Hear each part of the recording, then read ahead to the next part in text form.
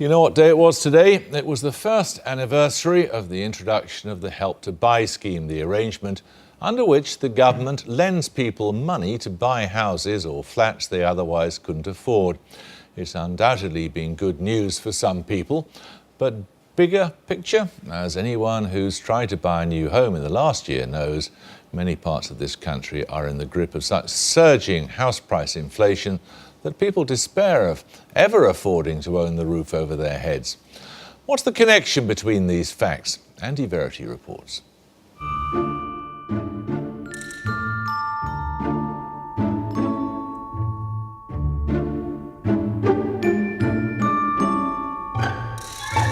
This is what Help to Buy was supposed to do, wasn't it? Lovely. For families that can't raise a big enough deposit, homes no longer out of reach, even in Surrey. Demand for homes here in Godalming is so high, buyers buy before their house is finished and move in before their street is. After renting for 14 years, speech therapist Kate Bramley can afford a 3-bed house worth nearly £500,000.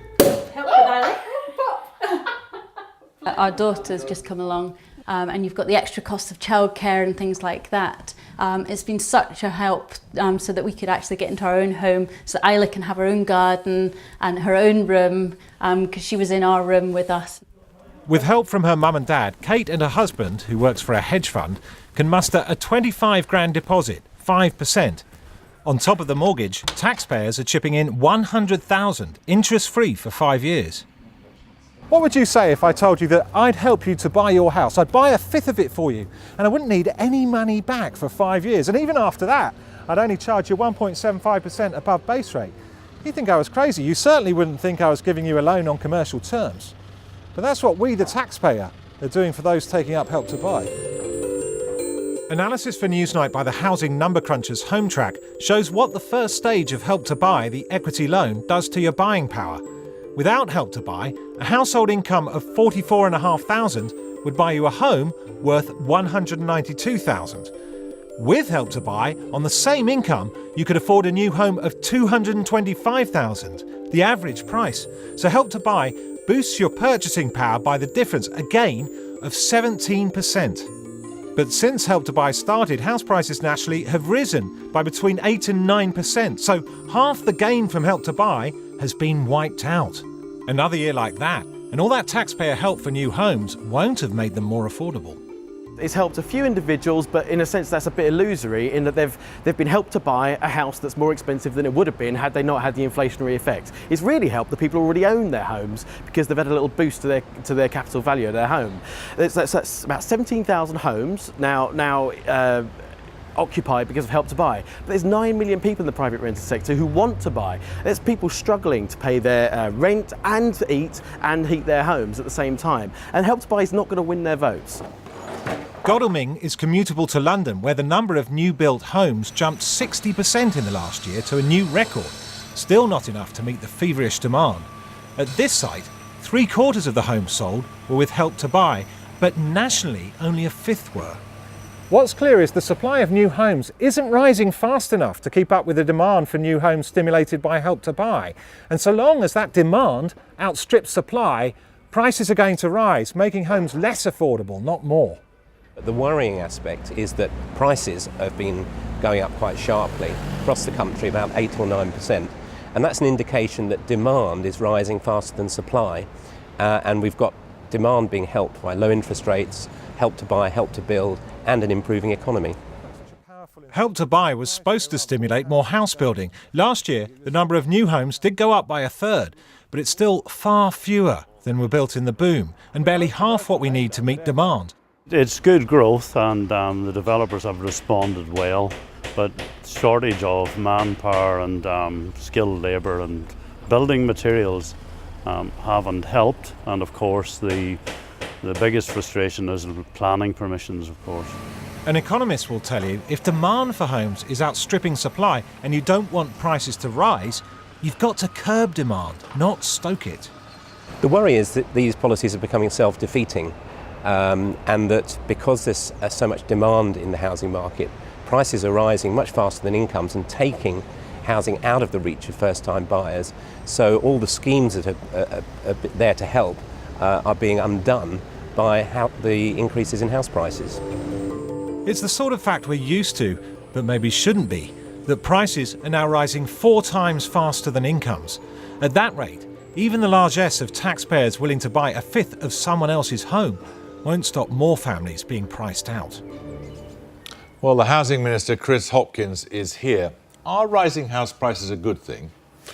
Well, there's certainly parts of the market, and I want to correct some of the figures that were in your VT there. I mean, first of all, house prices have gone up. At the end of January, 6.8%, not 8 to 9%. And actually, if you take London and the South East out of that, about 3.8%. So the figures that you've actually got on there are slightly distorted. Well, in fact, they're twice as much as... Sure. They're still rising, though. They are. And that's a good thing? Well, I think... well, first of all, you've got to say, whereabouts were we in 2008, 2010? We're nowhere near those prices at this moment in time. So there's a lot of people out there who haven't reached the value of their house that they purchased back in 2008. So it is a good thing? I think, yeah. Yeah, you do think rising house prices are a good thing? I think, you know, I bought a house and I expected the value to rise. I'm sure you did as well. Would you like more new houses to be being built? Absolutely. I think the key thing about Help to Buy is... You could just decree it. Well, I think I want to see more houses being built, and we're seeing more houses being built. In London, 26-year high as far as house building is concerned. But some of the figures you've chosen that package there, and you talked about some very wealthy individuals who were using Help to Buy. But actually, the average house price on Help to Buy on the guarantee scheme is £145,000, and actually on the equity scheme only £183,000, which is well below the average house price in this country. But you say you would like to see more houses being built, and yet at the same time you're stoking demand. Well, we're not, because the other aspect to this is the fact that if you look at Morgan Stanley's research, fourth quarter on house sales, 0.5% of those transactions with Help to Buy. So 0.5% of all the transactions that were undertaken in the fourth quarter were associated with Help to Buy. What Help to Buy has done is actually bought real houses out of the ground, 17,000 houses. 89% of those are first-time buyers. Look, that's the really important statistics. Yeah, but we are woefully short in supply. I agree with you. I agree with you. And you also concede that you're stoking demand. The inevitable consequence of that is rising prices, isn't it? Well, I don't agree with the fact we're stoking price. I certainly agree with the fact we need more houses, which is one of the reasons why... Why don't you do something about it? Well, I think Help to Buy is doing that. I mean, one of the things about this whole project is not just about homes, it's about the jobs that come with this as well. 250,000 jobs were wiped out of the construction industry in this. At the moment, 28,000 deposits have been put on these houses. 17,000 houses have been built. Every house is a job. 1,200 small and medium-sized businesses have been supported. That's how it's impacted on the economy. How many houses do you think we should be building per year? Well, I don't want to put a figure on that, but what I will say is... There was a figure put on it about 10 years ago, Well, I've got to say, I've been in the job since October last year, and I've seen a range of figures from 200,000 to 260,000. Yeah. What I do know is there is a huge demand out there, and we need to match that. Right. Your lower figure there was 200,000. Yeah. How many actually are being built each year? Well, about 120,000 at the moment. Slightly more than that. That's going up all the time. I think the key thing about this is whether it's about making sure that affordable houses are being built, whether it's about making sure we've got a planning system that supports the building of houses. That's really important. We've put £19.5 billion public and private money into making sure affordable housing. Now 170,000 houses coming out. If you look at Ebbsfleet in London, 15,000 houses, 69,000 houses on some of these large sites. The government's absolutely focused to make sure this works. An important part of the economy, huge part of the economy in the construction industry overall, and making sure that supply meets that demand is something we're absolutely committed to do. Thank you very much. Thanks. Pleasure.